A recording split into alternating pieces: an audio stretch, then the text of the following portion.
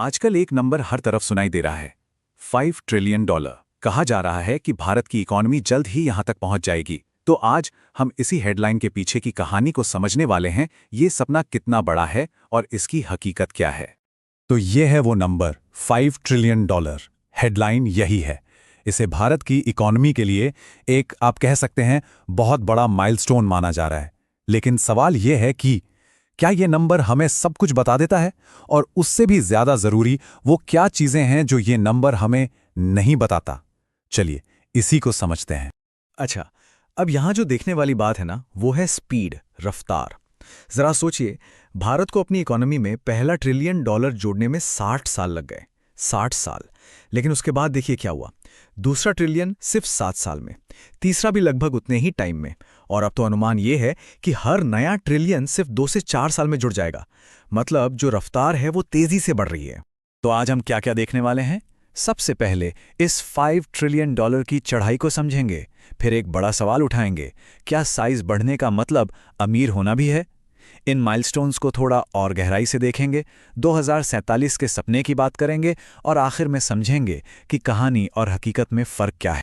तो चलिए शुरू करते हैं पहले हिस्से से, $5 ट्रिलियन की चढ़ाई, और देखते हैं कि ये जो ऑप्टिमिस्टिक फोरकास्ट है वो असल में है क्या। ये है वो बड़ी हेडलाइन। SBI रिसर्च का अनुमान है कि 2028 तक भारत दुनिया की तीसरी सबसे बड़ी अर्थव्यवस्था बन जाएगा। मतलब सिर्फ कुछ ही सालों में जर्मनी और जापान जैसी इकोनॉमिक पावर हाउसेस को पीछे छोड़कर। सुनने में तो ये कमाल का लगता है ना। ठीक है, तो हमने वो ऑप्टिमिस्टिक तस्वीर देख ली, लेकिन अब कहानी में एक मोड़ आता है। अब वक्त है कुछ जरूरी और शायद थोड़े मुश्किल सवाल पूछने का। और वो सवाल ये है कि ठीक है, भारत साइज में बड़ा हो रहा है, इकोनॉमी का आकार बढ़ रहा है, पर क्या देश अमीर भी हो रहा है? मतलब इस बड़े आकार का फायदा एक आम इंसान तक पहुंच रहा है? और इसका जवाब समझने के लिए ना, हमें पहले एक टेक्निकल टर्म को समझना होगा। ये है नॉमिनल GDP। ये जो $5 ट्रिलियन का टारगेट है ना, वो इसी के आधार पर है। अब आसान भाषा में समझिए, ये देश की टोटल कमाई है, लेकिन इसमें एक पेंच है। ये महंगाई यानी इन्फ्लेशन और रुपए डॉलर की एक्सचेंज रेट से बहुत ज्यादा अफेक्ट होता है। मतलब सोचिए, अगर महंगाई बढ़ गई तो चीजों के दाम बढ़ जाएंगे और ये नंबर अपने आप बड़ा दिखने लगेगा, भले ही हमने ज्यादा कुछ बनाया ना हो। बिल्कुल वैसे ही अगर रुपया डॉलर के सामने कमजोर हो जाए तो डॉलर में हमारी इकोनॉमी छोटी दिखने लगती है। इसीलिए कहते हैं कि सिर्फ इस एक नंबर से पूरी कहानी साफ नहीं होती। तो चलिए अब उन बड़े बड़े दावों को जरा तोड़कर देखते हैं। ये जो कहा जा रहा है कि तीसरी सबसे बड़ी इकोनॉमी या अपर मिडिल इनकम कंट्री, इनका असली मतलब क्या है। तो पहला माइलस्टोन क्या है? यही कि भारत जर्मनी और जापान को पीछे छोड़कर दुनिया की तीसरी सबसे बड़ी अर्थव्यवस्था बन जाएगा। जैसा हमने सुना, ये ग्लोबल रैंकिंग में भारत को बहुत ऊपर ले जाता है। पर इस रैंकिंग का असल में मतलब क्या है? ये स्लाइड सारी कहानी साफ कर देती है। यहां देखिए, जिस साल यानी 2028 में भारत दुनिया की तीसरी सबसे बड़ी इकॉनमी बनने की बात हो रही है, उस साल एक औसत भारतीय की सालाना आय का अनुमान है लगभग $3000। अब जरा इसकी तुलना जर्मनी से कीजिए, जहां ये करीब $50,000 है, और जापान में $45,000। ये जो फर्क है ना, ये जमीन आसमान का है, और यही हमें बताता है कि पूरी इकॉनमी के साइज और एक इंसान की अमीरी में कितना बड़ा अंतर है। तो बात साफ है, तीसरी सबसे बड़ी इकॉनमी का टैग हमें हमारी विशाल आबादी की वजह से मिल रहा है, न कि हमारी औसत अमीरी या प्रोडक्टिविटी की वजह से। ये रैंकिंग इस बात की गारंटी नहीं है कि एक आम नागरिक का जीवन स्तर कैसा है, उसकी सैलरी कितनी है, या देश में एक मजबूत मिडिल क्लास है या नहीं। चलिए अब दूसरे बड़े टारगेट पर आते हैं। ये है 2030 तक अपर मिडिल इनकम देश बनना। ये जो टैग है, ये पर कैपिटा इनकम यानी प्रति व्यक्ति आय पर निर्भर करता है। वर्ल्ड बैंक की एक क्लासिफिकेशन है, और जब किसी देश की प्रति व्यक्ति आय एक लेवल को पार कर जाती है तो उसे ये दर्जा मिलता है।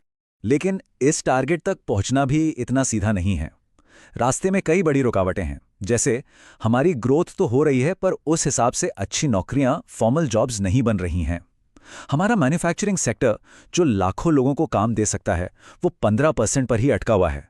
वर्कफोर्स में महिलाओं की भागीदारी दुनिया में सबसे कम में से है। और एक बहुत बड़ा डर है मिडिल इनकम ट्रैप का।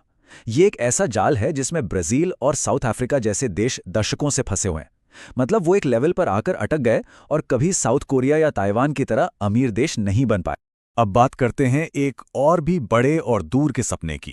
2047 यानी आज़ादी के 100 साल पूरे होने पर भारत को एक हाई इनकम या डेवलप्ड कंट्री बनाना। अब इस सपने को हकीकत में बदलने के लिए जो शर्तें हैं वो बहुत बहुत सख्त हैं।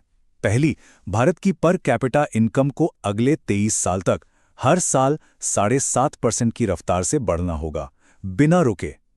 इसका मतलब ये भी है कि इन 23 सालों में दुनिया में कोई बड़ी मंदी ना आए, तेल की कीमतें आसमान ना छुएं, कोई बड़ा ट्रेड वॉर ना हो और देश में रिफॉर्म्स का सिलसिला बिना रुके चलता रहे।